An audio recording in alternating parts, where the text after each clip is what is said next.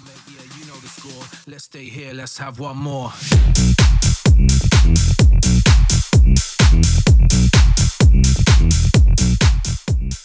I'm not ready to lead the race. Yo, you know the fucking deal, family. We are back with another fucking episode of OTR Radio, baby.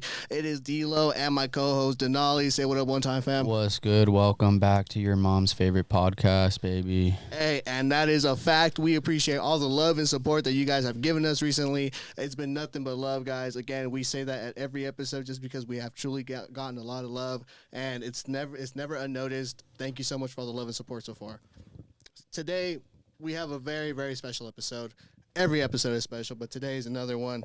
We have one of my favorite people that's doing amazing things out in the IE. He has been killing it in the rock scene, in the EDM scene. He is touring. He's fucking making music. Give it up for the one and only Bludhaund. Bludhaund, baby. What's good? Thank you guys for having me. What's up, brother? How are you? I'm good, man. I feel good. It's been crazy weather. It is crazy weather. We made it from the IE to LA to record this beautiful podcast. I I am barely sorry for the made it. delay, bro. No, it's okay. We barely made it. We had a good time on the way here, so it was worth it. We got to meet up a little bit before and get Yep. some lunch. Got some good sushi. Yeah. Unexpected tab because they want to charge you for some bullshit, but it's okay. It's okay. Yeah. It's taken care of, and I'm glad we got to munch a little bit and just kind of break bread before the pod, man. It was actually really good. I Yeah. like that. Yeah, it was nice. I love Little Tokyo, so that was a good way to break the ice. Nice little ambiance, jazz music playing. Mm-hmm. Nice fucking Forza menu type shit. Lots of piano and sax. Oh, yeah, it was a lot of jazz. Yeah. Bunch of pianists. Yeah. A lot of. A lot of them. So, brother, I guess we're going to just start from the jump, if that's okay with you, and just kind of figure out, right. like, where, like, you came from in the sense of, like, when you started in the scene. Like, I know you have a very, like, long music background, and I know you've been doing this for a long time. Just from in music in general, when, like, did, like, music become, like, a thing for you? Honestly, I started trying to play instruments, like, as a kid. You know, like all kids, you get your first guitar or something. So I was like 7. I got my first guitar. I was really into the blues. Okay. And I kind of just like got into other stuff like video games, never touched the guitar for like another like 7 years. Mm-hmm. So I would say I really got into music when I was in high school, like as a freshman. Okay. And then, And this was just any music, like just everything and anything, or you just like specifically? yeah, pretty like, much. Okay. Yeah. I mean, a lot of rock and blues. Mostly. I don't know why I was drawn to that, but I guess as a kid, you know, that's what I heard first. So, I mean, I was just drawn to like rock, jazz, blues, all that stuff. And then once I started in high school, it just never stopped from there. Gotcha. Yeah, it's been nonstop. But man, I remember being a kid too, and just my parents having these like disco CDs. Okay. Disco, reggae, a lot of stuff like that. So I started playing instruments once I was in high school heavily, but I was really into music as a kid, you know, all the Gotcha. CDs and stuff. So music, you would say, was always like around or predominant in your life? Like it was just something your family itself was involved with, or would you say it was like more you specifically? I would say my family's like super into music. Okay. Yeah, my grandparents, my parents, like I guess I even have like a great grandfather or something that was like a mariachi singer No shit. somewhere down the sick. line Dope, bro. Hell with yeah. the same last name and everything. Okay, dope. So like at one time we went into like a restaurant and he was painted on the wall or something. No What? way. Crazy, yeah. That's sick, crazy. Yeah, bro. I'll have to show you guys later, but yeah. So Yeah. I don't even know his first name, but he's like a famous mariachi singer. His last name is Aceves. But yeah, I guess my family's like really into music. So from like that music, what did inspired you to like be a part of a band at first? Because that's originally where you started your music journey, correct? Yeah. What inspired me to start a band as a teenager was just YouTube videos of bands that I liked. Really? So just like straight up like the White Stripes. Sick. Yeah. I watched a lot of old like vintage videos of The Doors, Led Zeppelin, Santana, Sick. all Yep. these like old classic videos. Oh, Jimi Hendrix and Rolling Stones, all of those guys. The VH1 classics, my Yeah. boy. No, for real. Those two, like even things from the 90s and 2000s really inspired me to kind of just chase that feeling. Mm-hmm. And Yeah, I would say like the biggest influences though were Mac DeMarco and the White Stripes. Oh man, I love Mac, man. So, at what age did you start your first band? Damn. I think the age of 14 or 15. Okay. 15. Yeah, I started my first band. It was like a 2-piece band with a drummer friend. Okay. Do you remember the name or no? We had a couple names. But I remember when we first started doing shows, like legit in the scene, it was a band called The Mensos, like the idiots in Spanish. That's sick. The Mensos. It was a 2-piece band, and it was that was a lot of fun. So from 15, 16, or from 14 to 15, when you had like your first band, when did you have like your first show? Like how long did that take? Was it like right away, or like did it take some time? It was pretty quick. There are these like art kids at school that hosted art walks. Sure. And the art walks were very close to school. So once they kind of found out that we had a band, we got booked at the art walk. Sick. There's some other really sick bands that played that first show that I played. It was Astronaut Samurais, Sick. Archer O, and some other guy who had a lot of like local clout. I think his name was Steven or something. Okay. But Just Steven? yeah, I know, literally it's just on the flyer like Steven or Esteban or something like that. Esteban. And he like killed it. Yeah. Okay. Fuck yeah. And throughout like, I guess that first show, did you kind of like that performance aspect of it? Like, is that where you were like, okay, I think I want to be like a musician full on? Like what? Yeah, I would say so. Yeah, I feel like we killed it. We went for the 2-piece thing for a long time. And then I remember like, I mean, we were teenagers, so we didn't know what the fuck we were doing. But like a few years deep into it, we switched up the format of the band. We got like another guitarist, and we would use like these like guitar pedals to shift the pitch of the guitar. So That's sick. one of us would be playing a lower pitch version of it. So it would be like someone's playing the bass and someone's playing electric guitar, and then we got the drummer. So there's always like a low end element to it now that it became a 3-piece. And that was a band. We changed the name from the Mensos to Burn Bomb. Okay, sick. Yeah. What made you guys land on that one? There's an art teacher at school that was like a real asshole. Okay. Yeah, and he was very explosive. He had like anger issues, but he was a really good art teacher. Okay. And expressed his heavy opinions a lot, and his name was Mr. Birnbaum. No shit. That's a mad fitting name. Yeah. So we just called the band Birnbaum, and it was like an alternative punk band. A lot of like indie songs that we were writing. Sick. Now is that all that stuff still like out on like platforms and things like that? Absolutely. Yeah. The music that I wrote while in that band, I chose to wipe some out of like streaming services and keep some. Okay. And the songs that I've kept, I've just transferred the name over. So, yeah, that's another thing I could show you guys later. Yeah, it's definitely interested in that. And so, and we can cut this off if you want, but like, did you do that purposely because you just felt like it wasn't fitting the image anymore, or is it just because you just didn't like them, or why'd you take them down? They were really poor representations of the songs because I wasn't really that into production at that time. Okay. So over the years, like I got better at production, and I was like, okay, the ones that are good enough, I'll keep those. But the ones that were trash, and I didn't want anyone to hear. Yeah. And then I had like my little boy voice, I didn't want people to hear that shit, so I took those down. But there's some cool ones that I still sound young, and the songs are like, you can tell a kid wrote those songs, but they're still pretty dope, and I kept them up, and that's cool, and they're there, yeah. No, we'll definitely leave that in the link below just so people can check them out. Sick. And that way they can get like a feel from you, just like from before and after, just production wise, and see the growth in that, right? Yeah. I think it's really cool that you started at a young age, not just right away on the laptop, but physically doing instruments. I think one thing that a lot of artists, and it's not a stab at any artists or producers, but it's like I think it's very important that we get our hands like dirty with instruments a little bit, just to really understand music a little bit more. Yeah.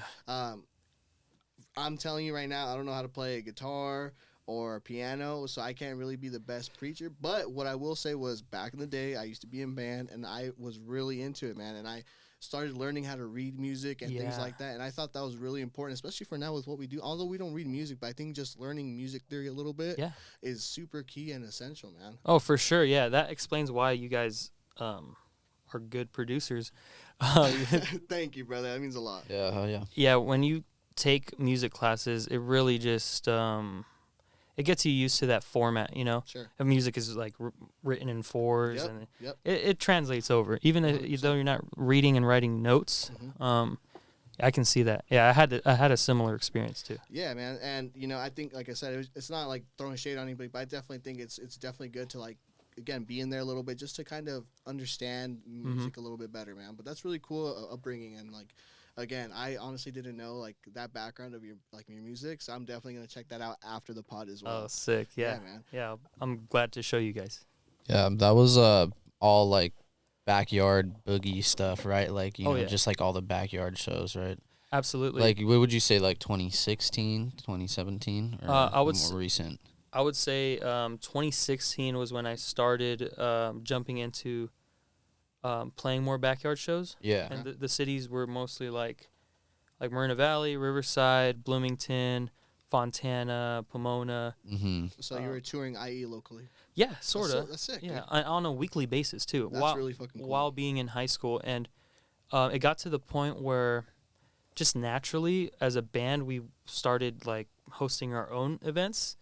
And as kids, we didn't know what we were doing, but my parents like helped me get a PA system, like Sick. the sound Oh, system. dope, So we were like, well, now we can promote as a band, and people would come to our show. We would have pretty big shows, you know. So 2016, yeah.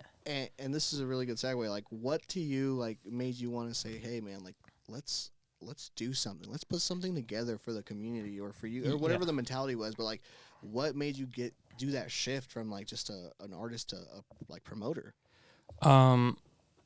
You know, we thought that it was good money, for sure. But we also found that we didn't want to be stagnant as a band and just playing other shows that we kind of didn't have control over the overall vibe. Yeah.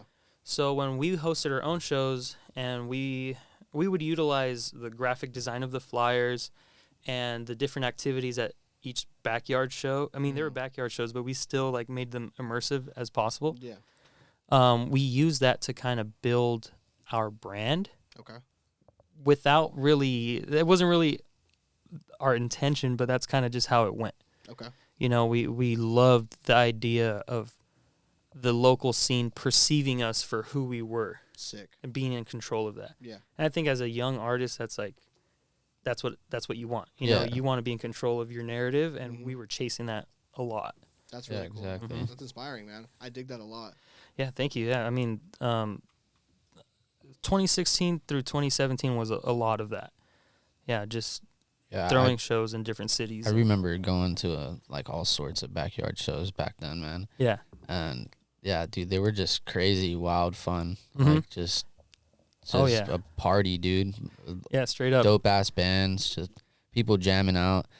Fucking sometimes there'd be like rap battles and shit, or like different shit going on. It was like really cool culture, and it's like honestly grown like so much. Yeah. Like all these bands that like, you know, started out back then, they're like popping off. I'm trying to think of one. Well, we were talking about one that you knew, right? Back at Sushi. Oh yeah, the homies, M16. Yeah. Shout out Kyler and Josh. M16 is dope. Yeah, some that I remember are M16. I just recently found out a few years ago and booked them for a show in San Bernardino. But the ones that I remember like starting off with, playing shows with, were some of the ones that I mentioned were Astronaut Samurais, Archer O, the Red Pears, and the High Curbs. The Red Pears I've heard of, yeah. And the High Curbs, that's the one I was looking for. The High But I Curbs, was like, yeah, dude, they've gotten pretty big. Oh yeah, they got pretty big. So yeah, I would consider those bands from the scene like constantly rubbing shoulders with them on a weekly basis, and then seeing them make it out was really dope. That's really cool, dude.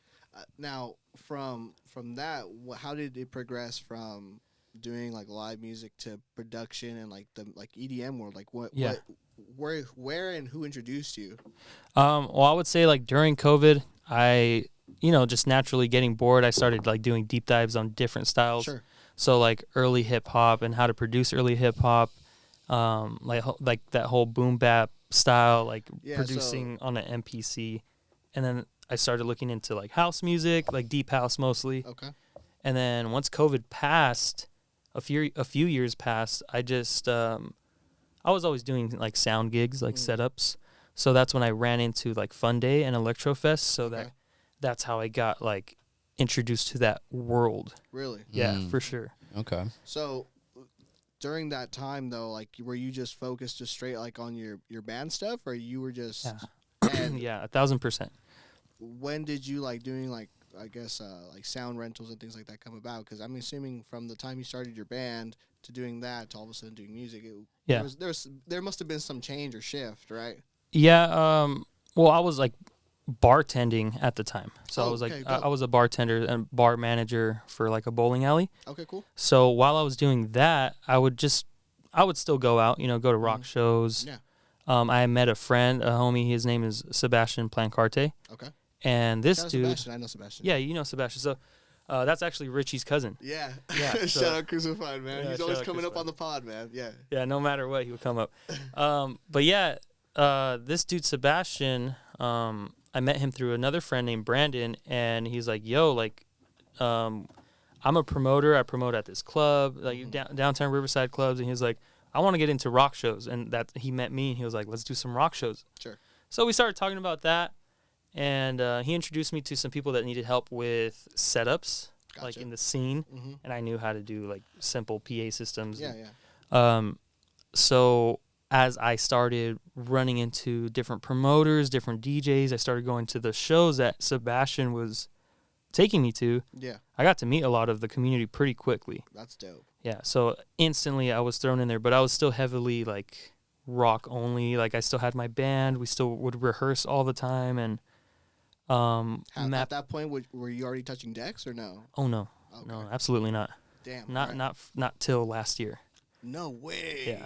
That's insane. Yeah. I didn't know that, man. I thought you had at least 2-3 years already under your belt. I Oh swear. no. Wow, that's really cool. But I was around the right people though. Yeah, You know, being around the Fun Day team and like everyone else that surrounds that community, Mm-hmm. I was seeing a lot of different DJs. Gotcha. Like weekly. So, that's part of the reason why I didn't touch decks is because I kind of knew that I had to learn visually first. Gotcha. That's just Yeah. yeah. That's what it took me a while to like kind of lean into that. Okay. And so you were doing PA for a little bit and just Oh, yeah. doing setups for them. Were you obviously doing that for other people as well during that time, like in Yeah. the scene as well? Yeah, Okay. doing that for the Fox Theater. Sick. As I was in my band, I would do the setups for the shows, for Cool. the rock shows, obviously, promoting those rock shows. I would have to do my own setups with our own equipment, simple Yeah, stuff yeah. like speakers, microphones, and a mixer to plug Okay. it all into. But, yeah. And I guess, do you remember exactly when, like, you were like, all right, let me hop on now. Let me now try this thing out and let me see if I can do this thing. There's an exact moment. The homie, different Sebastian Soul, Yeah, shout out was Sebastian, like, "Yo, when's your birthday?" And I was like, "My birthday is October 27th." He was like, "Okay, well, that's coming up, bro. That lands near a Friday, so Mhm. can you play at the W?" And I'm like, "Can you teach me how to play? Because I don't know Yeah. how to DJ." And he was like, "Yeah, I can show you some stuff. Like you just got to pick your songs and pick your vibe, and I'll just like show you how to use the equipment." Sure. And that was the main thing. He showed me a lot of traditional approaches to DJing, which I understood, but it's the muscle memory that like Yeah. really I was like, "Oh man, this is scary." There's a lot of things going on at once. Yeah. Mm-hmm. Luckily, the things that stumped me the most were the CDJs. Yeah. Because I'm like, okay, these are giant iPods. Yeah. That's how I sound. Like, these are huge iPods. The mixer, I knew what I was looking at. Mhm. The EQ, Yeah, the that gain. you're already familiar with. Yeah. So, but it was cool, man. He taught me how to DJ, and he was like, "You're playing for your birthday." So I played for my birthday, and I didn't How was touch. That was great. All my friends were there, and it was at the W, so it was fun. But I didn't touch decks for another, I would say, like 8 months or something. Really? After that, Yeah. Really? Yeah, I wasn't trying to DJ. Yeah. Really? And all the homies were like, "Come on, Emmanuel, like you got to DJ, like you're promoting now, you're building lineups, Yeah. you're doing the setups, you're at every event. And I'm like, no, I'm cool doing that. But they're like, no, you got to DJ. So yeah, I just got thrown out there, dude. It's like a rite of passage I at that point, you know? Yeah, rite of passage for sure. I told them once I get my own gear, then I'll DJ. Really? Yeah. And I know you went all in, dude. I know you have the whole setup, and I had to go all in. Yeah. That's wild, brother. And I give you so much props because that you went in, you didn't give a fuck. You said, "Hey, I'm a fully invest." And Yeah, you did the damn thing, and it's beautiful equipment. I think I complimented you, every time, bro. I was so upset when we were at the W playing and it kept getting dirty through that like the AC unit. That was I was crazy. So that upset was for you, man. That was one of the worst experiences with my gear, but I didn't even know till the next day. No, because it was so dark. So I remember you saying something like you were like trying to signal to me that it was happening, and I honestly didn't know that was happening. I'm so sorry, bro, because I know how expensive that stuff is, and to see it getting dirty like that, not even your fault is the worst. Oh man, no, it was my fault. I should have known better. I set up underneath an AC unit that was like calcified. Yeah. Like, condensation. The base was just hitting that condensation off. And that would fall off and like break off and go into the cracks of the CDJs in the mixer, and then it would harden again. Oh, no. Yeah, so bad. Really, really weird. But yeah, I cleaned them up. I mean, how long it take? I mean, it took a couple different cleaning sessions. Yeah. Fuck. I'm sorry. Yeah, they're good. I still need to open them up and clean them up. But what I was gonna say about the gear is, since I'm a guitar guy and I took the same approach, I was like, I'm not gonna play big shows with my band until I get a big boy guitar. Yeah. So That's same a good approach. way to look at it. Yeah. So I thought the same thing about DJing. I'm gonna approach it the same way because I know what it took to learn an instrument. So I'm gonna do the exact same approach with DJing. Wow. Yeah. That was my mindset. Yeah. Mm-hmm. Now, at what point did you say, I'm gonna be Bludhaund? Where does the Bludhaund name fit as you're doing all this? Right about after I met Sebastian Plancarte. Okay. Yeah, at the time I was releasing music under the alias Son of Sam. Okay. And I released a lot of indie music under that alias, and then it's the same Instagram that I use today. I just changed the name because I'm like, I want a new group of guys to play with, and we're gonna need a band name, and I need an alias that sounds like a clothing brand, not like a group of guys. Yeah, you know. I get you. Mm-hmm. So I'm like, I sat down and I just opened up my notes app, and I just was probably for a few weeks just writing different like aliases. Mm-hmm. And Bludhaund was one of the first ones, and I kept it at the top of the list, and I just kept going through a lot of the shitty ones, and I'm like, I'm going with Bludhaund. I'm pulling the trigger, changed my IG name to Bludhaund, and that's when I started writing rock music for Bludhaund. Wow, okay. Yeah. So you started Bludhaund as like a rock project originally. Yes. That's dope. I didn't know that either. That's really fucking cool. Yeah. Now, at what point you're like, okay, I'm going to just use this as my DJ alias? I was doing rock shows at the Fox Theater, and I got the DJ equipment. So once I got the DJ equipment, I felt more comfortable. Everyone knew I had the DJ equipment because, you know, I would post that I was practicing and stuff. So I started getting booked by all the homies in the scene. Yeah.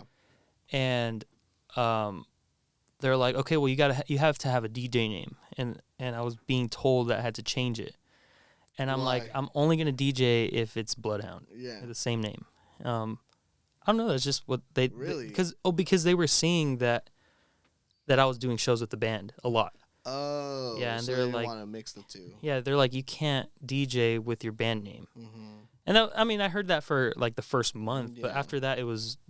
I never heard it after that. Even the spelling, like you already knew you wanted it spelled this certain way. Like. Yeah, I wanted to spell that way. The reason why I spelled it that way was because there's already a few artists that have it spelled normally, like Bludhaund. Okay. There's none that are spelled the way that I have it.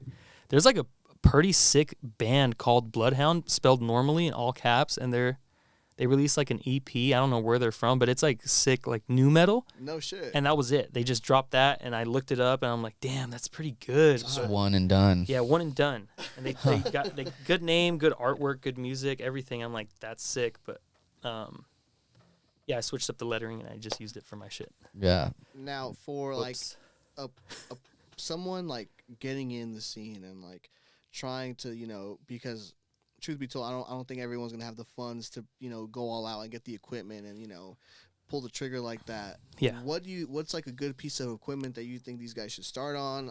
Do you think like the all-in-one is really like the good to go? Like what do you think a newcomer should be using right when they get in them? That's really good. That's a really good question. I literally just told a homegirl, Nyla, today. She got booked for like a studio session, Okay. to play, and it's on the radio for NBC. Oh, My bad. I think I know what you're talking about. Yeah. So she was like, "What should I do?" And I'm like, "Take your controller. She had a Flex 4." Okay. And I'm like, "Take that. Take your laptop, or hit up one of the homies that has an all-in-one. It's the Pioneer, the RX2. Okay. That's what I recommend right there. An RX2 or the new RX3, also still kind of pricey. Yeah. So if you're gonna pull the trigger on gear, I would keep it simple. Your laptop and a Flex 4. Yeah. But you still think that's good enough just to kind of get your feet wet and understanding the basics? yeah, because it's more about the sound. Okay. It's not. I'm Should not be talking true, yeah. quality, but it's more about how you mix, how you use the faders and EQ, Gotcha. the effects, the comfortability of the unit, and the overall quality of the output signal. That doesn't really matter. Mm-hmm. What matters more is your muscle memory and your approach to how you DJ. And I think you can get pretty far with little ass controller. No, and you know what? I give you mad props because again, I know a lot of people that would probably have said the all-in-one, just because they want you to get the most familiar with like what a CDJ would be like. But you're going for no. We need to learn the basics. We need to learn like how to use the EQ properly. How to use like the fader knobs, everything. So that's your approach right away. Yeah, for sure. The sound, because if you can make it sound good on a piece of shit controller, you can make it sound good on anything. That's Exactly. Really cool. Yeah. So that's all I practice on. Yeah, It's a he little has one. baby- Yeah, we were There playing you on that today. Yeah. BDJ. There you go. Fucking, yeah. Yeah. Things does the job, bro. Yeah. Need to record a mix. Boom. There Exactly. we go. Exactly. Yeah, man. So what would you say is like a good way to describe your signature sound to like a first time listener? Like DJing? Yeah. Like when I DJ? Well, both. Okay. Yeah, when I DJ, I love to get booked for house events. I love playing house music. And the type of house music, the best way I can describe it is this record label is very popular. Cecile Records. Oh yeah. Yeah, they're like they're from, dropping heat, bro. yeah, they're from out in Germany, but a lot of deep house, a lot of jack and house, very repetitive and sexy sounding stuff. Yeah. A lot of deep cuts. But don't get me wrong, I do love tech and minimal too. So to describe my sound would be a fusion of all of that. Okay. Yeah, just trying to morph it together to create a good set. A nice cohesive story. Yeah.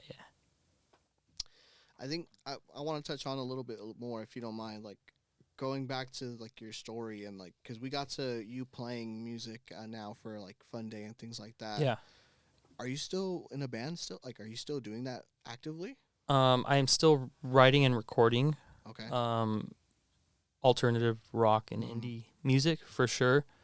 I do have go-to guys that are kind of on standby. Yeah. I've reduced it to a drummer and a bassist, and they're chilling. They're just like, they're like, whenever you're ready, let me know, Emmanuel. Like whenever you're ready to get back into the shows, let's run it. But yeah, I'll probably write and record a new set of songs, release it, and do a run of shows. Okay, sick. Yeah, probably. I'll probably have to do that like in the winter.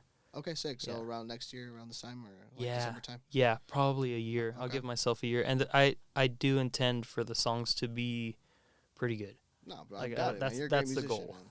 Oh, thank you. Mhm. I meant good in the sense like, just easy to listen to. I see. Nothing crazy. Just Yeah. like just tasteful and Mm-hmm. fun. I've made a lot of like experimental stuff in the past, and it's like I should just focus on writing whatever comes out that day and just recording it with high quality. Yeah.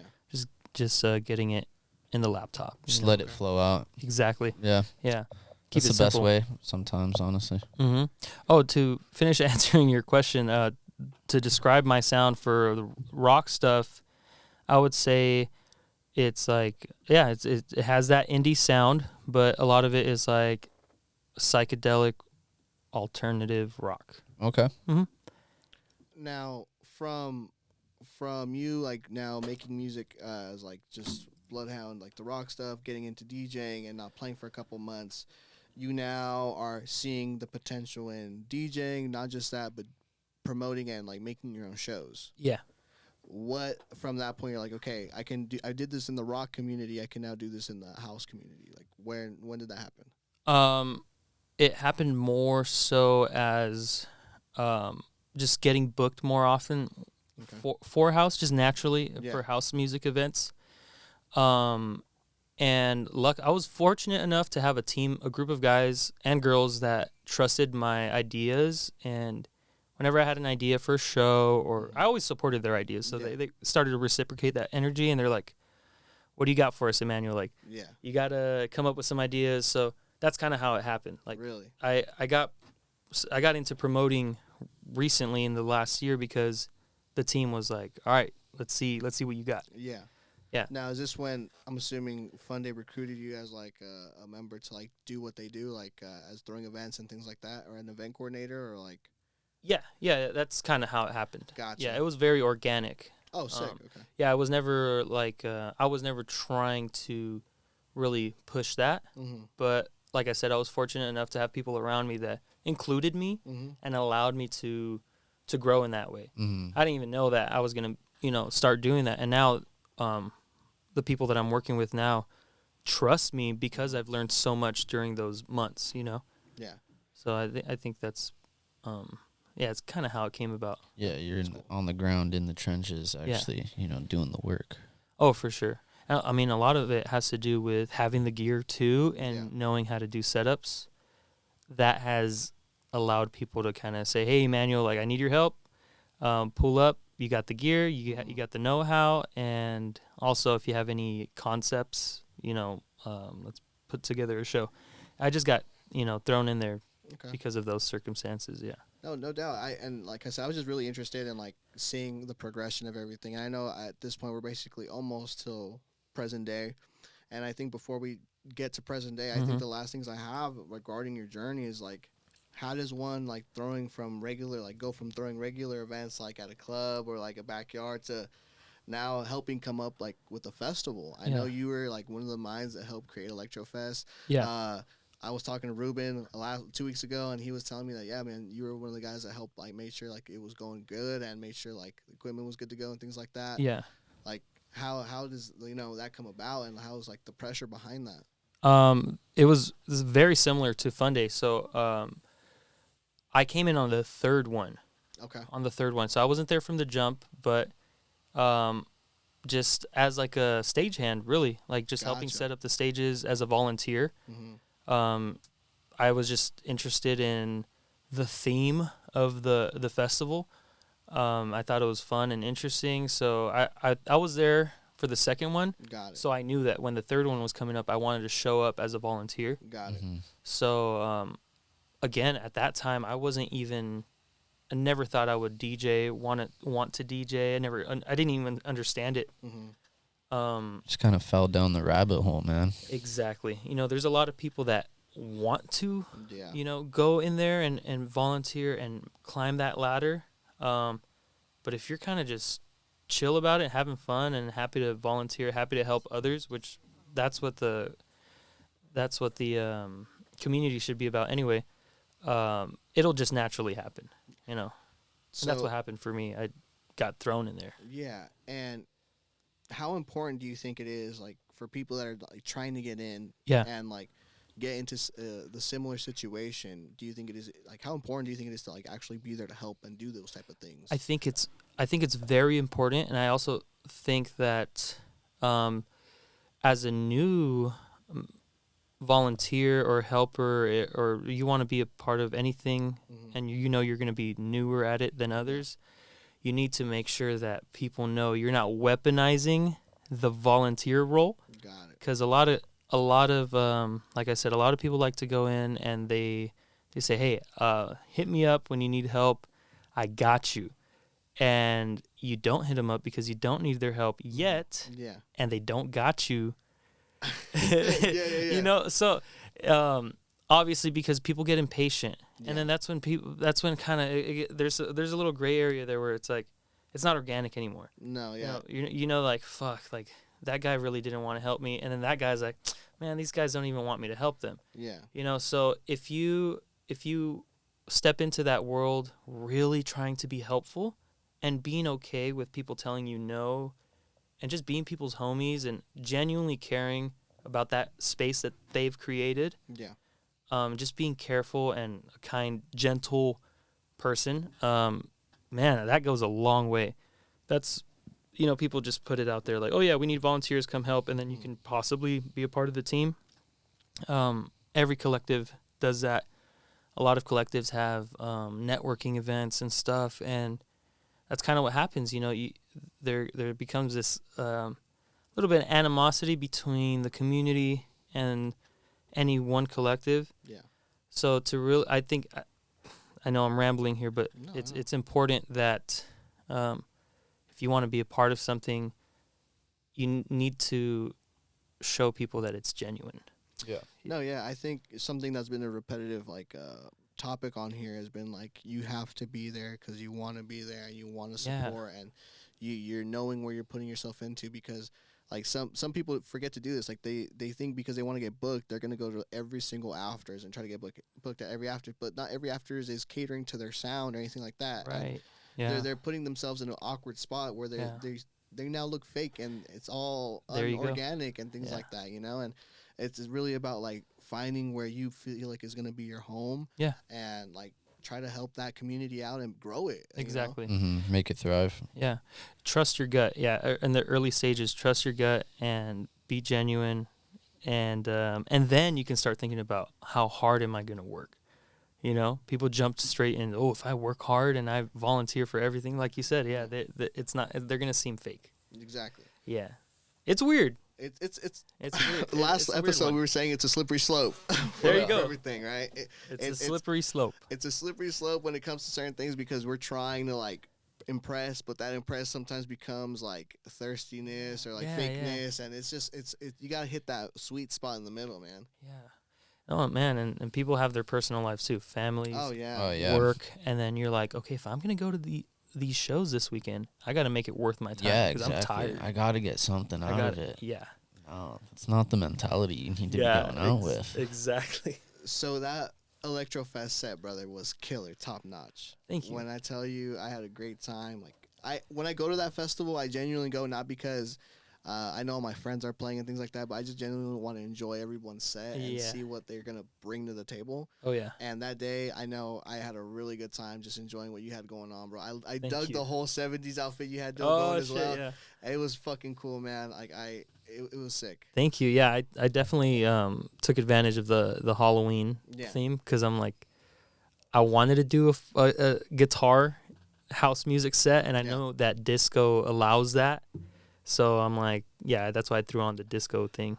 And if I'm not mistaken, I believe the year prior, or maybe a festival prior, you had done something with Sebastian Soul, like doing a live, like I don't want to call it a band, but like a live performance with him as he's on the decks, right? Yeah. So that was at Killer Queens in downtown Riverside, and we used to promote Wednesday nights there, and he took lead on that. And I remember I overheard them plotting to book a guitarist. Okay. And I was just a sound guy at the time for Sebastian Soul for the Wednesday nights. I was one of the volunteers that would show up to the networking things at Killer Queens.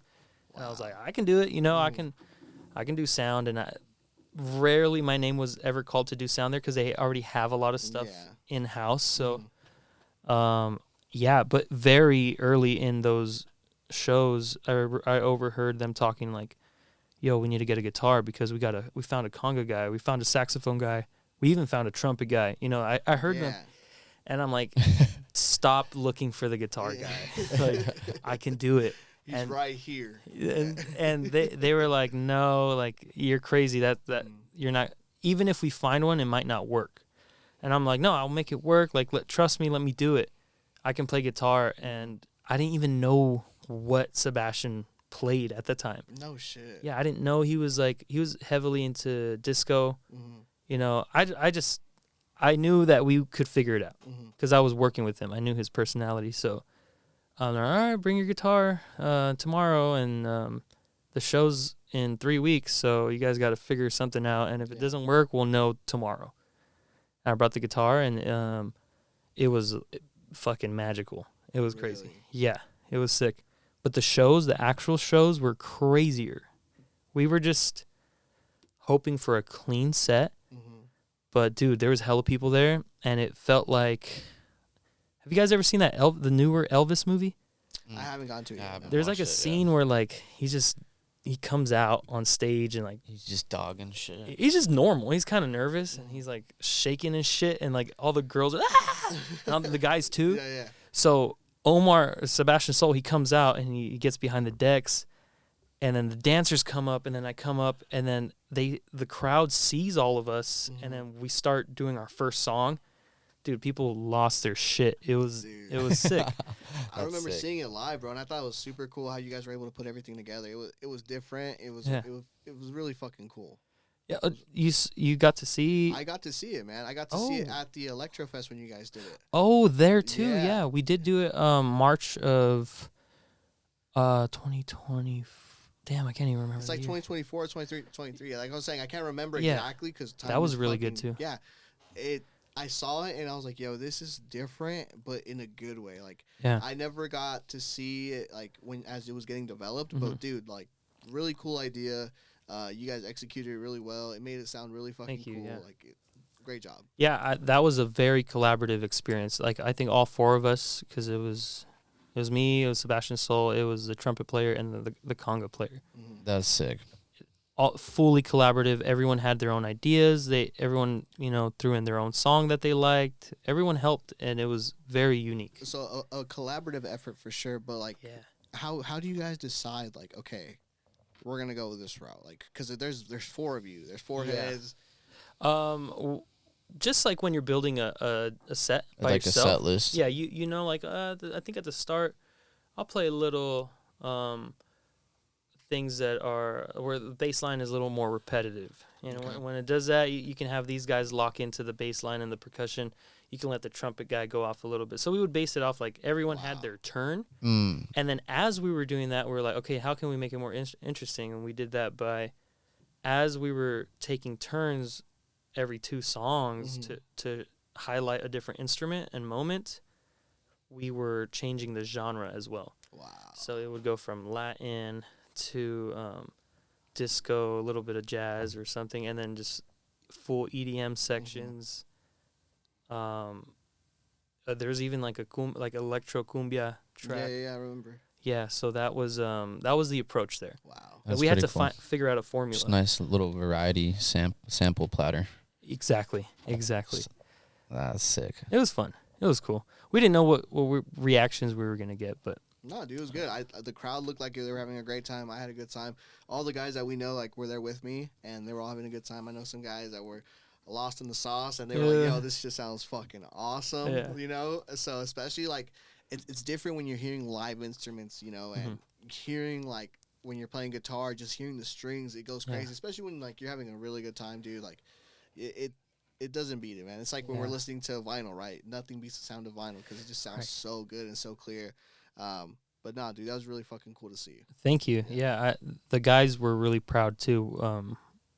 Sebastian Sol did a great job, and he allowed us to be a part of that. So we were all super grateful, and that really allowed me to step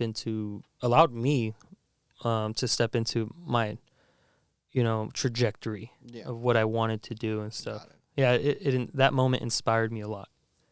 So at this point now, you're doing shows. You're, I'm assuming producing now electronic music by that point, right?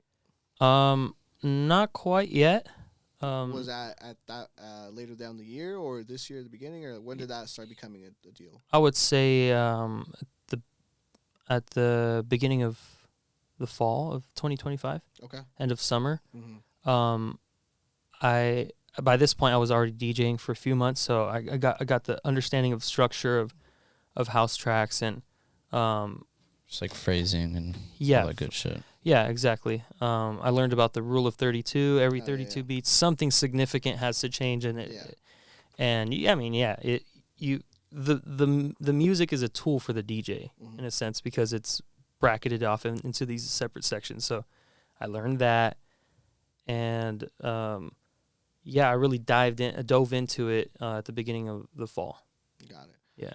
Now, when does because I'm probably butchering the timeline here, but when do you start? And I know she's here today, so shout out Kat. Shout out Kat for sure. When do you start? When do you meet Kat, and when does like she say, hey, like let's come on and like I would love your support on helping me do these events. Dude, yeah, that's we talk about that a lot. But I met Kat in 2023, Mm-hmm. and I went to go help her set up a rap show. So Got I was the sound guy. I set up the speakers. The rap show was popping. Like, it went very well. And she instantly asked me, she's like, you want to be a part of the team? Like, do you want to do more sound gigs? Yeah. She didn't know I was a musician. I didn't start DJing until 2025. So Yeah. she was just like, we need your help. Yeah. But it didn't happen. Mm-hmm. Didn't happen. She was very busy. Things were changing for her. This was before Kitty's Rave. Okay. So she got the whole Kitty's Rave tour going 2024, and I didn't see her till around Halloween of 2024. Got it. And I got to play guitar at the RMA for the Kitty's Rave. I think I remember that. Yeah. Oh, okay. That That was fun. Yeah, that was with the Groovy Hermanos. Got Yeah. it. Yeah, so I got to play with them, and then I think I got to play one more in Arizona, Okay. and then one more in LA that year. Okay. And again, that was kind of it, for a while, and then kind of went kind of MIA over the winter, and I didn't see her till probably the beginning of or the middle of spring of 2025. Okay. And she was like, all right, that's it. Like, we're doing shows. Mhm. You're playing in July. It was her birthday show, like her 2-year show at the RMA again. Okay, So cool. I played guitar there, and then did an Arizona trip again, Cool. and then just straight went into the rest of the shows, back to back to back to back. Yeah. A lot of fun shows for sure. It just it gradually got to that point. Yeah, no, for sure. I was gonna like lead into, dude, like it went from you now linking up with her and getting some success going with what she got going on with over at Kitty's Rave Yeah. to now making it as you're touring, dude. You're a touring artist, not just in California, but you're now going all over the U.S. to do this. Yeah. I'm excited for that for sure. How do you feel now that you're getting to a point where you're now able to do that? Well, it hasn't happened yet, so I don't know how it's gonna make me feel. Mhm. But right now, I know that it's gonna require a lot of work. I'm a full-on logistics guy. I like to do as much prep work as possible. I like to be involved in the discussions with the different venues. Kat is kind enough to allow me to step into those kind of roles too. Cool. So, yeah, I know that I'm excited now, but once I see kind of the results of it, Mhm. I'll kind of feel like someone who is touring. I know things are going to shift pretty soon. Yeah. So I'm not sure how I feel right now, but I know I'm pretty excited, and it should go well. It's the reason why I'm saying this is because it's a lot of work. No, Yeah. yeah, understandable. Like, Um, I'm doing very little like around Cali, maybe like surrounding states type of Yeah. touring, and even then I'm like, damn, this is a lot of like Yeah. prep we Yeah. gotta do. yeah. It's fun though. It is. It's fun. So I'm excited overall. That's dope. Yeah. We're just like some of the first couple places you guys are going. Fortunately, we were gonna start off pretty easy, like on the West Coast, Ontario, Irvine, LA, and then we go up to like the Bay Area. Sick. But after that, that's when we start jumping around, getting on flights. So the first shows are drivable. Mhm.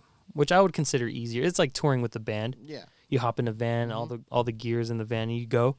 It's very similar. I'm excited for that because that's what I'm used to. I've done that in the past with other bands. So after that, though, we're going to like states I've never even been to, dude. Like Washington. We're going to Canada too. Damn. We're going to a different country. Puerto Rico, Florida, New York, Hawaii. I probably won't go to all of them. I get you, yeah. You know, there's certain things I want to do throughout these months, but I'm gonna try to go to the majority of them for sure. Yeah, and it is work too. Yeah, I'm looking forward to playing them, but I'll be doing setups at a lot of them. And so you're still paying the price per se. Like Yeah.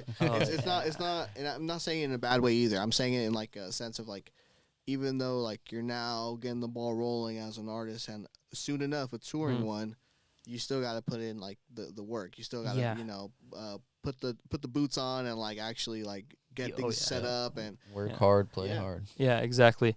And I prefer it that way right now.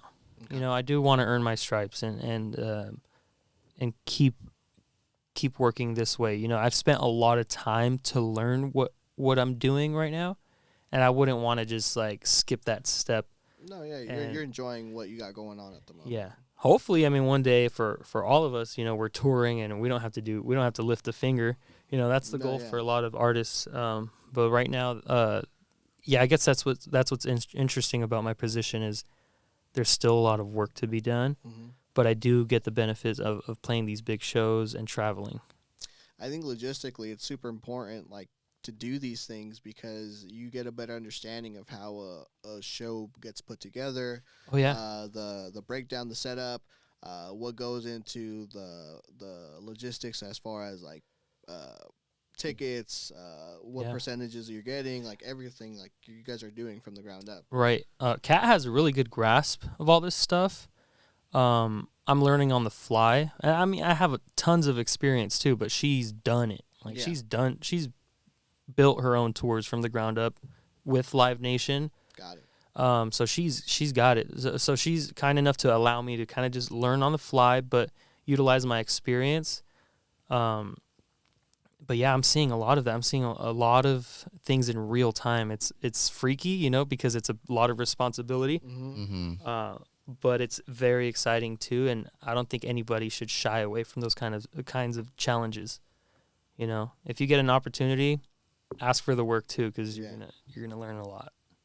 Yeah, most definitely. It's always super important, like just fucking learning everything like from the ground up, you know. Yeah. Just like really gives you a perspective on like what it takes to fucking put these things together, and like, you know, makes you respect the craft a little bit more. Dude, you know. Definitely. Yes, I do have tons of respect now for all these like promoters. Like I said, I was never trying to be a promoter, but when you have a natural ability to do something, you're gonna get your sleeve pulled in that direction. So with all this going on, brother, like you just setting up the shows, you putting together the shows, and you playing the shows, when do you decide to say, hey, I'm gonna open up a record label now? Oh man! And by the way, I'm super excited to see what you do with that, dude. It looks really cool. Thank you. Yeah, I'm the super vision stoked is looking about really that. cool. That's dope. I appreciate that. Yeah. Visually for me, that's a big thing. You know, I really want to make sure that the logo and the whole visual approach is, you know, people can enjoy that. Like you were saying, like still trying to go with like that clothing brand, like right. Yeah, exactly. So I have Bludhaund Records is an LLC, and it has been since 2022. Wow. So that's when the idea came about. But actually pulling the trigger the other day is like out of boredom, I guess. Like boredom, you know, I'm like ready to take that step, and I've gotten used to working in the scene and used to being busy. So I'm like, I need a pastime and find an outlet where I can focus on the growth and the stories of other artists. Okay. And then this label, I'm not trying so much to focus on artist releases, but more so their back stories, Really? take a more journalistic approach at the start That's interesting. to get the ball rolling, you know? Okay. Yeah. Now, when did the idea spark? When did you say, okay, I know you're saying out of boredom, but you just said, hey, out of all the shit I got going on, Yeah. I'm gonna still put some time into putting a label together. And I know you haven't put out anything just yet, but Yeah. what are you wanting to do with it? Like, is it gonna be electronic music? Is it gonna be like indie rock music? Like, what's your approach on it? What are you gonna do? Like, give me the story behind it, brother. Yeah, so for sure it's going to be a multi-genre label. Okay. Where I'm going to try to find artists that they're from a certain background, they make certain music, but they also do something else. You know, so electronic music for sure. That's going to be probably one of the biggest. Predominant one, yeah, the predominant one. A lot of house music, techno, any form of EDM, and then rock as well. Really? Anything that involves live instrumentation, I'm gonna do that too. But it's more to showcase those types of artists and their backstories and kind of just condense their story into like short videos or short artistic projects. Okay. Yeah. Now, do you, aside from the music, you also have a background in like media stuff like that, like video media and like just like that type of like the stuff you're trying to do? Kind of sorta. I was once a real estate photographer, so I kind of have the. No shit. I have the. I'm learning a lot from you today, man. But that was only for like a year, and it was cool. It was fun. So when it comes to using the gear, also while I was a real estate photographer, I was also a film photographer. That was like my hobby. So buying different film cameras. That's cool. Getting it developed, doing photo shoots, getting paid to do these photo shoots, meeting artists. Wow. So when I would do that, I would take these film photos of different artists and post it on my page, it used to be Son of Sam, and I would write a bio. You know, it was basically what I want to do, but it was through film photography. Okay. And I might consider taking that approach. If not through photography, I want the videography to be, very cinematic, yeah, for sure. That's cool. Yeah, and to answer your question of how it came about, again, out of nowhere, like I said, the idea sprouted in 2022 because I had a band and I wanted an LLC and I wanted to be legit as a band. But I knew that would one day evolve into a label, and that was my goal. Didn't know how, I didn't have it mapped out, but That was the end goal. Yeah, I knew that was the end goal, and like any project that I work on, whether it's music, or this label, or even film photography, if I didn't have a full vision ready for it, I wouldn't start it. So, yeah, that's a good question. I was just thinking, like, do you just like kind of come up with the name and like the concept, and just get it out there, or do you come up with like a good, not start to finish, obviously not, but plan a couple releases or like just to like get it off the ground first. I mean, that would be a good approach. That would be the smarter approach for sure. But no, I really just come up with, like you said, like the end goal. My devotion to music for the rest of my life secures me in a way where I know, like, if I have an idea and I want to execute it one day and I just plant that idea, all the moving parts will come together eventually.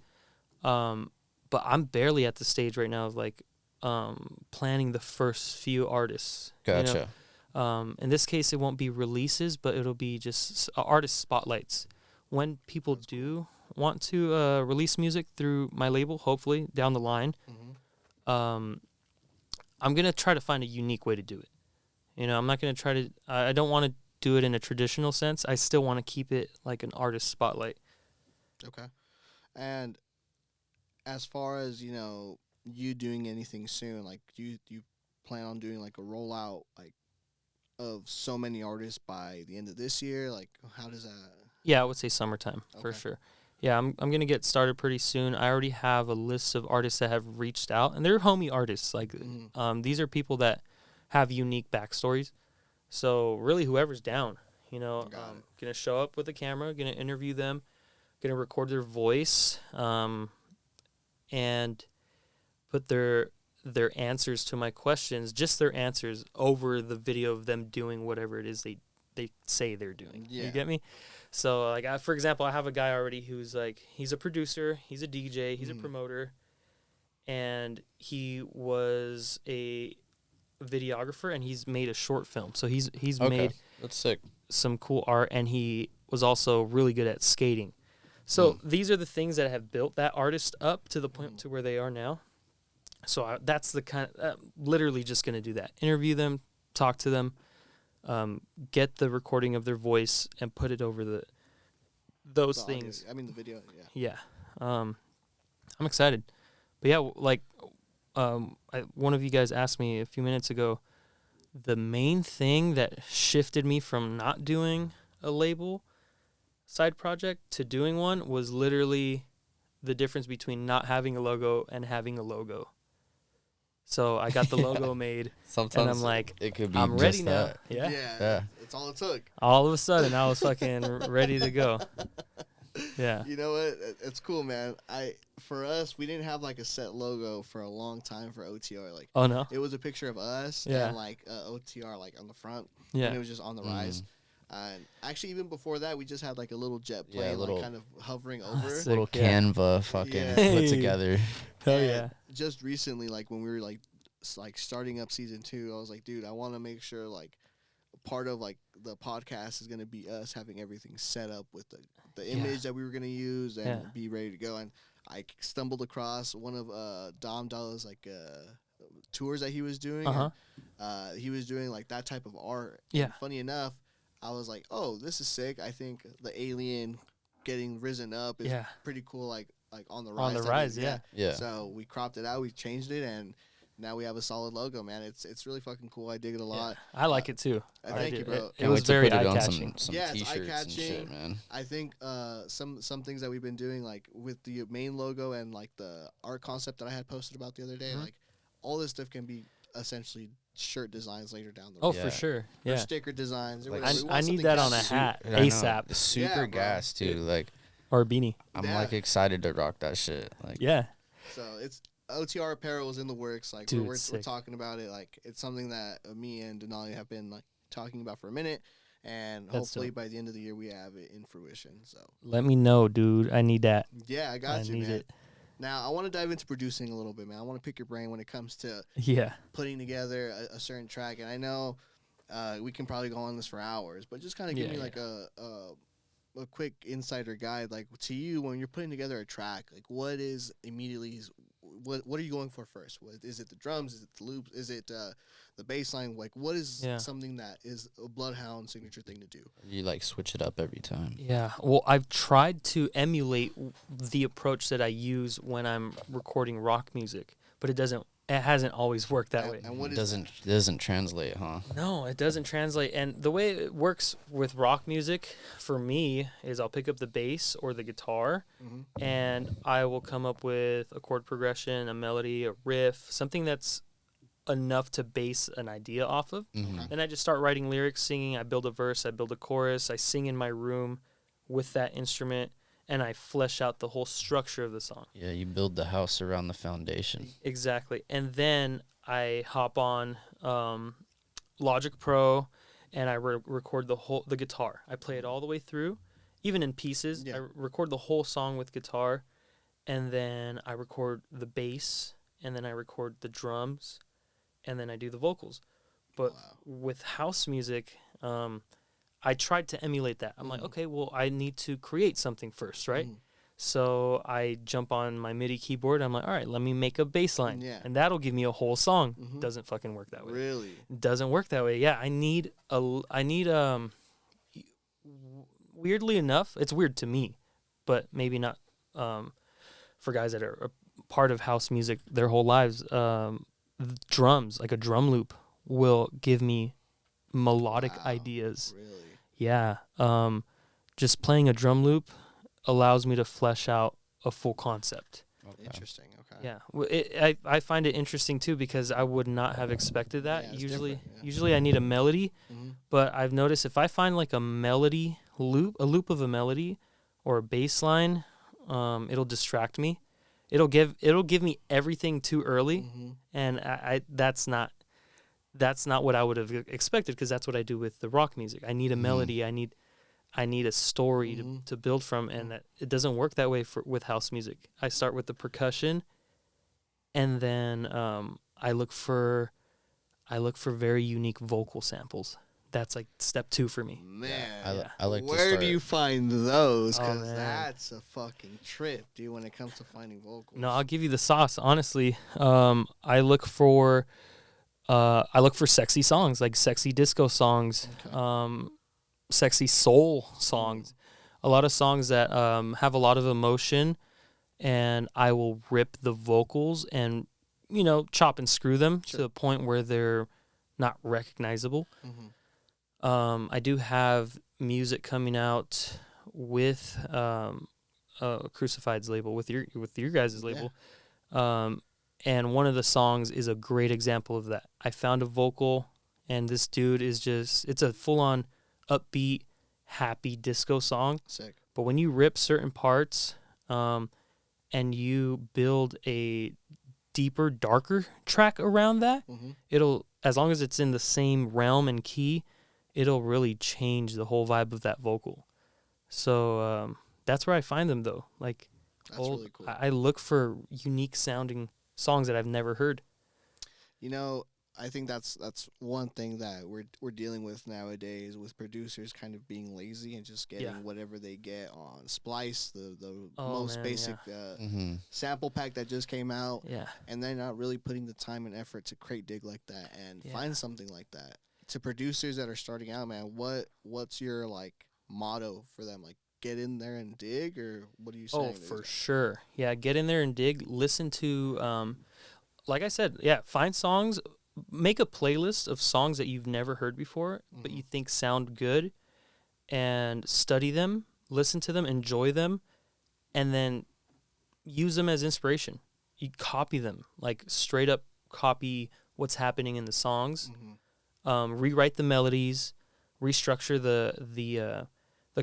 the arrangement of the track as best you can, but take inspo from stuff, because Splice, man, I've heard so many tracks that have the same samples. Man, like I've made tracks for fun, and I'll hear like a charting song with those samples in it. I'm like, what? Dude, that's a banger. And it has a sample that I used last week on this song that I was just working on. So Splice is great for structure.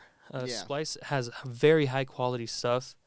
I love Splice. It's great for inspiration, but it's everyone is using Splice. So we gotta look elsewhere. That's what I would say. But yeah, if you take that approach, find unique music and sample it, that's what all the greats did. Daft Punk, Kanye, Frank Ocean, their producers. It takes sample. like listening to other genres, to other types of music. And I mean, facts. Yes. You have that already in your bag, your repertoire, you're multi-genre, you fucking play guitar, you do it all.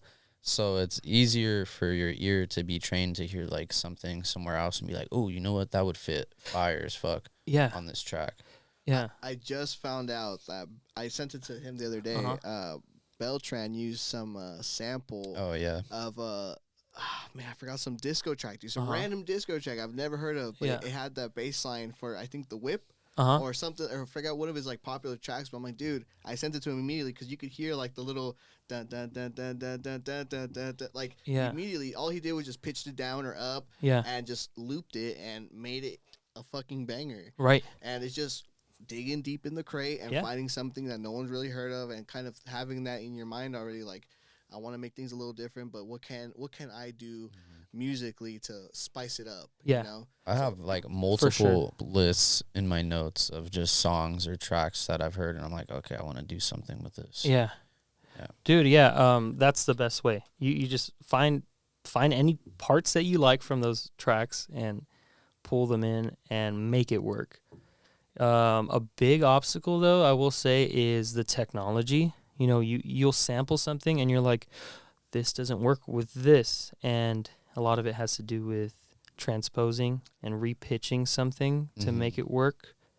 And even then, even if you get it to sit in the same key, it might not, those two samples might fight each other. Yeah, it's very finicky. So, yeah, very finicky, for sure. That's the trouble I've had, like, that I've run into, like, when I'm trying to, like, sample stuff or, you know, like, rip vocals from other shit.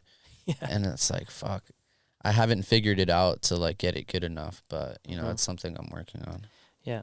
I think that's why I start with percussion, because normally there's no key tied to percussion. And then I jump to the vocal, because when I start with percussion, I get an idea, and then I find a vocal, I get the key. And then from there, I build the musicality around it through, you know, keys, guitar, bass, and I just make sure everything's in the same key as that vocal. And then you can repitch everything later, but I think that's kind of why I've stuck to that approach. You know, drums first, vocal sample next. Now I got the key. Now I got the whole idea of the song. And, yeah, that's kind of the science behind that. Now, reflecting on the journey you've had from you being just in rock and indie in the first place to transitioning into the house scene and just dance scene in general. Yeah. Where do you see, like, where can you see the growth, and how would you describe it? Like, is it a good thing? Is it something that you were expecting? Is it something that you weren't expecting and just got into? Like, like, what do you see? Well, looking back, once I started to try to look at it from an outside perspective last year, it hurt a lot. And how so?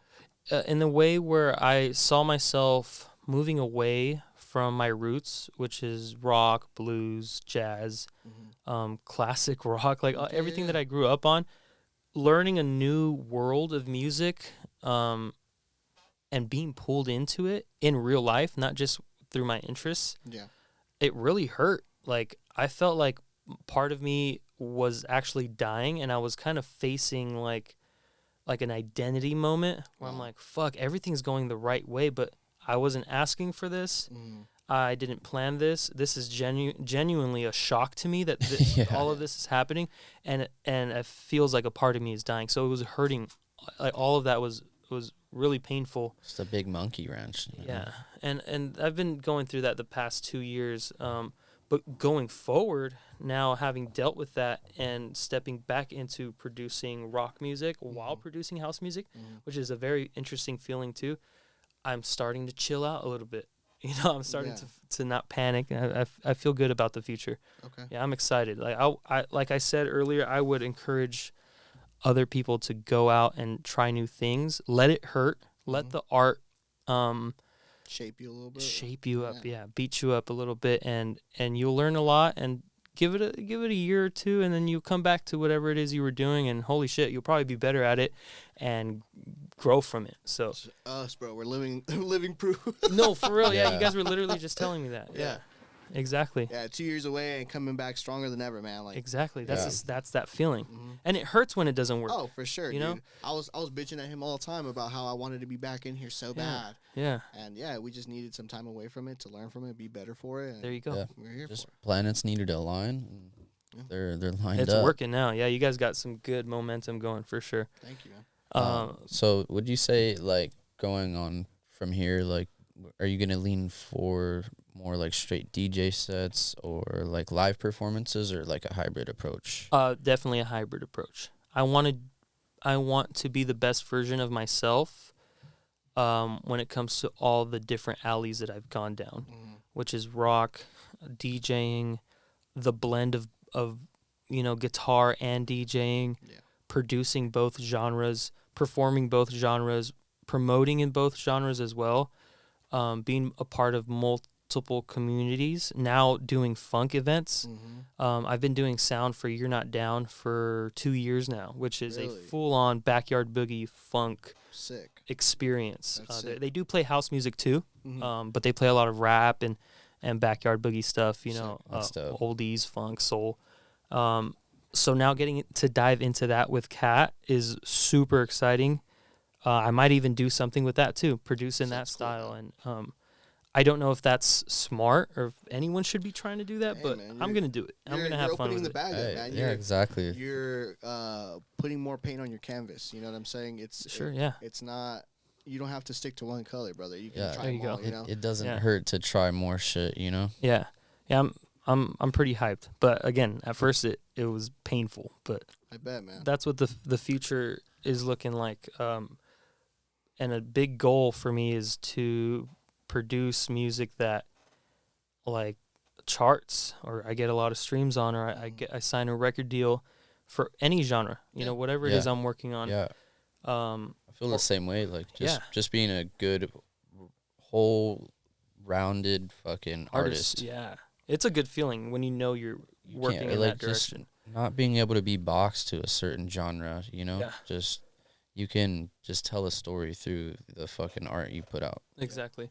Yeah, big goals for sure. It feels good to have big delusional goals. And I'm gonna you gotta look at the big picture.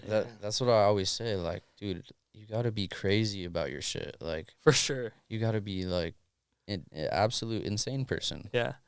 Delulu. Exactly. Yeah, it's super Delulu. And people will call you out for it. Like, dude, you're fucking crazy. Maybe chill a little bit, you know, and you're like, nah, bro, I got this shit. I'm going to do it. Time's limited, man. Yeah. Yeah, exactly. Dude, oh my God. Yeah, we won't even get into that. Fuck sleep, right? Exactly. Yeah, time is a crazy thing, man. We talk about it all the time. Like, we don't have enough of it, and we're trying to do so much. And even though we're on limited time, we got to go all in. Yeah, 100%. For sure. It's stressful, but. Yeah, we're doing this shit. We're doing it, baby. We're doing it now. Yeah, you just, if you want it that bad, dude, you will figure it out. Yeah. Yeah, easy money. Yeah, I agree. We're getting towards the end of the pod, brother. And I think one of the last things I got for you, man, is like, what's the rest of the year look like for you? What do you want to get done by the end of the year? What shows can we get these guys that are listening to get to go to? Like, what is Bludhaund up to next?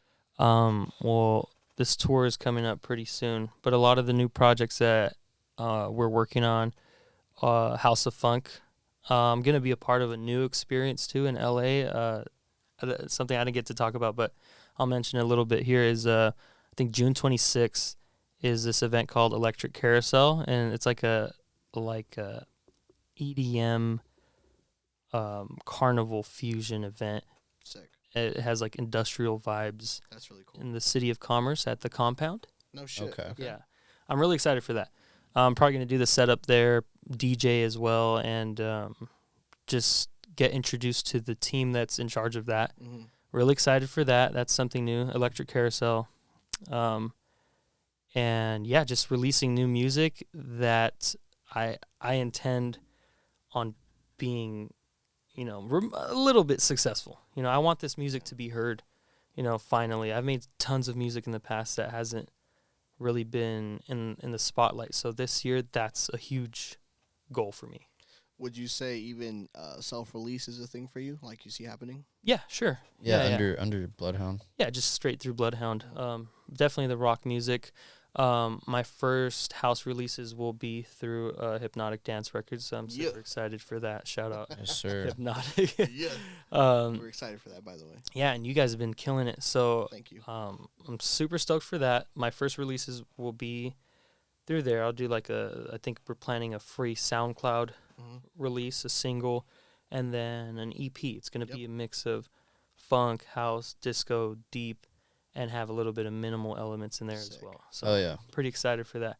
After that, I might release a bunch of stuff solo. Yeah. Okay, cool. How many tracks you thinking on that EP? I think 4.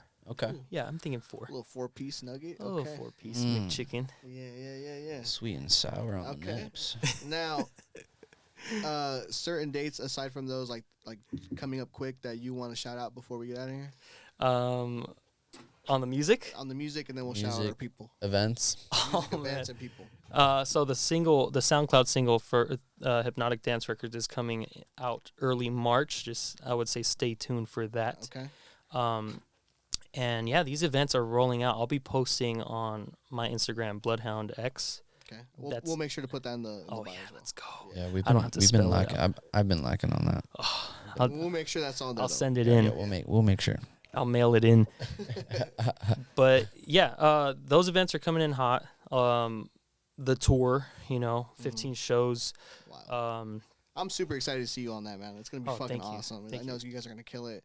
Yeah, I'm excited to see all the content you guys. Oh, dude, we're working with this videographer. He's right outside. His name's Alex. Shout out Alex, man. Yeah, I met him. Shout out Alex, dude. Dude, he's so good. He's so good. So you'll definitely see a lot of his work on the page, on Goodies events, on the Kiddies Rave, the Dave and Buster's tour. Mm-hmm.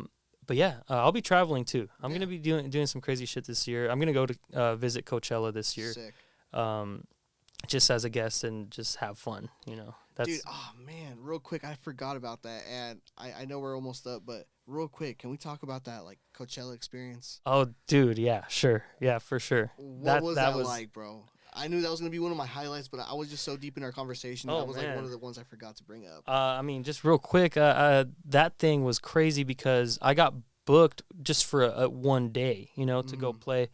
I was told up front, hey, there's a possibility you could play again the same weekend, and I was like, what does that even mean? How does that even work?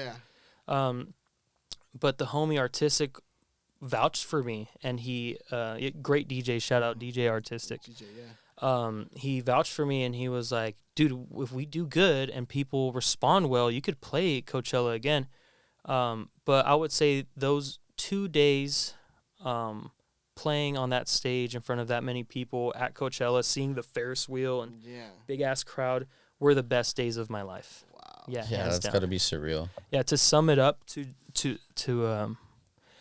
something simple, those were the best days of my life, and everything that I had worked hard for, like those sleepless nights in my room learning how to write music and play guitar and freestyle play guitar to different genres, that came to life at Coachella. Dude was throwing tracks at me that I've never practiced to in front of thousands of people, and I'm like, if you fuck this up, I'm telling myself, if you fuck this up, you suck, bro. You made it this far. It's the ultimate test. Yeah. Final boss. And it was sick. It was so sick. You slayed the beast. I want to do it. I think I'm going to try to get that done again. If I could play again this year, we're there for sure, man. We're there support. Dude, yeah, let's run it. Gas. Let's run it. I saw that last year, bro. We'll interview you right after the set. Yeah, literally coming right after the set. Bloodhound. Yeah, we're Bloodhound. I'm sweating. How you feeling right now, bro? Dude, I fucking love it, dog. Dude, yeah, it was sick. I was geeking. I could not believe it. A lot of the homies were in the crowd too. Cool. Tons of homies. Better. Yeah, it was really, really fucking surreal. Very emotional and very paranormal. I bet, man. Yeah, it was a weird feeling. Really? So Freaky. Would you say is giving you the fire in you to say, okay, I want to do this on a bigger stage there next year, or yeah, or even that one, dude, or even the smaller one, bro. Yeah. Just being there, and getting to exercise the one thing that I do in life. Nice. That's it. If I was a painter, same shit. Yeah. Can I go paint at Coachella? Yeah. That's. If I was a bartender too, I want to bartend Coachella. It's the same vibe. Being part of the experience overall. Yeah. Getting it ripped, bro. Yeah. Just getting a shred. Yeah, That's just really ripping a shred. Now, brother, is there anyone you want to shout out before we end this thing? And I hate to end it, brother, sure. but fuck, I've been having such a good time talking to you, bro. We definitely got to run this back. I appreciate ASAP. you guys. Yeah, you Yes, guys sir. are killing it. Yeah, shout out Tio Rubin. Shout out He to shouted you, me man. out, so I'm gonna shout out Tio Rubin. Love that guy. His podcast was really good. I liked a lot of the things that you guys said and a lot of the things he said. Yeah, shout out my family too. Yeah, big time my family, my loved ones, my girl. I can't do any of this without them. No way in hell. Yeah. And if I were to try, I would probably fail. He's not just a one-man band. No. You got a big support system behind you. Oh, for sure. Oh, yeah. My friends and my family, hands down. Yeah, shout out Kat and Alex. They're down the hall. they came here with me, and they're always supporting, and they're doing big things. You know, and they support their friends. They actually care. Super cool people. Super cool. I'm excited people to have her on. Yeah. Yeah. Thank you guys again, man. Yeah, that'll be a dope pod. Thank you for coming here, bro, and talking to us, bro. We've had a really great time. I'm telling you, we're probably gonna run it back sooner than later because you're just really interesting to talk to, and just overall, like, likewise, you're like the you way got a lot view, going on, and the way you view things in the scene, and like what you have going on for you is just really interesting. I think a lot of people appreciate that. Yeah. are wanting to learn how does this man have the sauce? Yeah, it is super unique. Like, I don't know anybody else that does like what you do. That's pretty sick. No, I'm looking forward to it, and I'm looking forward to sharing the sauce too, because a lot of the ways that I've learned was through not gatekeeping. People that were not gatekeeping and teaching me. I legit have a mentor too. Shout out Paul Miller. That's my mentor. Shout out Paul, man. He don't know it, but he's my mentor straight up. He knows today. He found out today. Yeah, I'm gonna make him listen to this shit. But yeah, Paul is dope, dude. He's taught me a lot. That's good, man. A lot. Mostly in the live sound production that's setup. Important, man. A lot of business too. Good. But no, dude, I've learned so much from so many different avenues, and I'm looking forward to sharing that. If you guys would allow that, I appreciate you guys. Absolutely, no, man. Anyone you think is someone that you think we should have on here, send them our way. Oh, for sure. Yeah, for sure. We're always looking for guests. Yeah. We're, like I said, this year's gonna be a hot one for us. We're gonna have something going on almost every week, so we're gonna need people to talk to. I know we're gonna get everyone tired of talking to us after once or twice of having them on, but hey, this is honestly, I'm looking forward to listening to every episode, even the ones you guys already put up. I think there's 2 that I haven't. I don't think we have any plan of like any break or stopping. Don't. Yeah, I'm gonna keep up with this shit. Thank you, brother. For sure. Yeah, I'm excited for the homie too, Red Hood. Yeah, bro. Yeah. Red Hood, we're about to do his right now, and that's the only reason we're stopping. But again, brother, thank you so much, man. We appreciate your time. Thank you to everybody that stuck around this far in the podcast. This has been Bludhaund with us on OTR Radio. Till then, we'll see you guys next time. Peace. Later, baby.